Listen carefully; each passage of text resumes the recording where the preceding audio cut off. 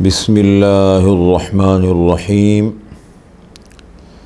قرآن کریم کی آخر کی جتنی بھی صورتیں ہیں اس میں زیادہ تر قیامت کا اور آخرت کا ذکر ہے۔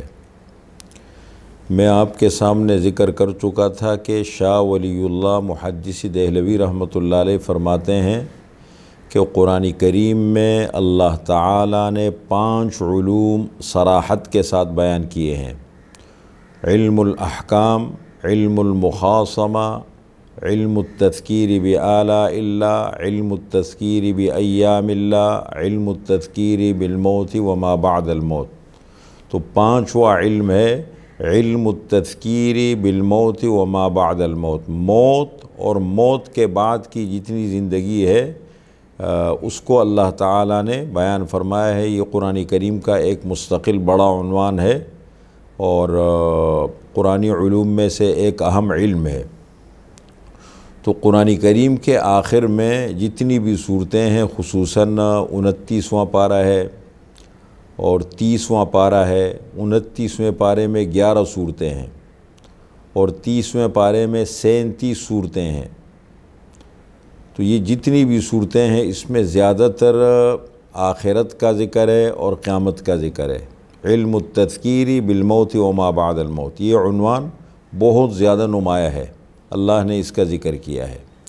دیکھیں کل صورتیں ہیں قرآن کریم کے اندر 114، مکی صورتیں ہیں 86 اور مدنی صورتیں ہیں 28۔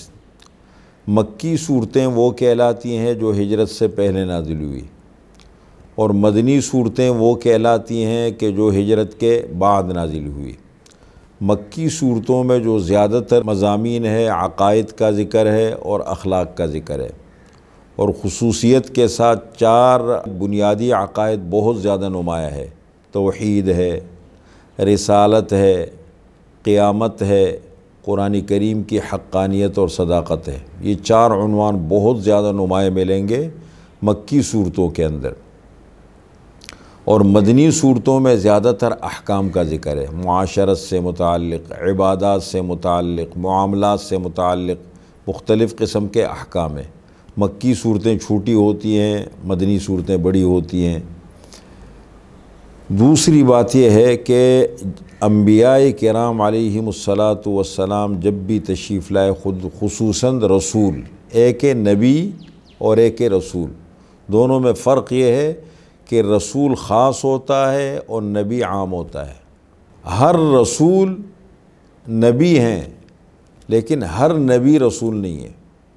جتنے بھی رسول تشریف لائے ہیں وہ 2 بنیادی مسائل لے کر آتے ہیں۔ نمبر 1 توحید، اللہ ایک ہے، اس لیے کہ رسول ایسے وقت میں آتے ہیں کہ پوری دنیا شرک میں مبتلا ہوتی ہے۔ تو ایک تو توحید کہ اللہ ایک ہے، اللہ کے ساتھ کوئی شریک نہیں ہے، اور اللہ سے اپنے تعلق کو ٹھیک کر لو۔ اور دوسرا عنوان ہے قیامت، کہ اصل زندگی یہ زندگی نہیں ہے بلکہ مرنے کے بعد کی زندگی ہے، اس طرف توجہ دلاتے ہیں۔ اور انہی 2 مسائل کی بنیاد پر توحید کا ذکر جب وہ کرتے ہیں اور قیامت کا ذکر جب وہ کرتے ہیں، انہی 2 مسائل کی بنیاد پر ان کی مخالفت ہوتی ہے۔ جیسے اجعل الآلہۃ الہا واحدا ان ھذا لشیء عجاب، انہوں نے تو سارے معبودوں کو اکٹھا کر کے ایک معبود بنا دیا، ہمارے تمام معبودوں کی نفی کر دی، مخالفت کر دی، یہ تو بڑی عجیب بات ہے۔ اور اسی طریقے سے قیامت کے متعلق بعث بعد الموت، مرنے کے بعد دوبارہ اٹھنے کے متعلق کہتے تھے اذا متنا وکنا ترابا انا لفی خلق جدید، کیا جب ہم مر جائیں گے، مٹی میں مل جائیں گے، پھر سے ہم دوبارہ کھڑے کیے جائیں گے؟ ہیہات لما توعدون، یہ تو بہت مشکل کام ہے اور بہت نہ سمجھ میں آنے والی بات ہے۔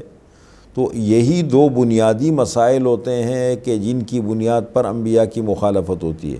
ورنہ رسول اللہ صلی اللہ علیہ وسلم کی زندگی کو اگر ہم دیکھیں تو 40 سال کا عرصہ آپ نے نبوت سے پہلے قریش میں، مکہ میں، عرب میں گزارا ہے۔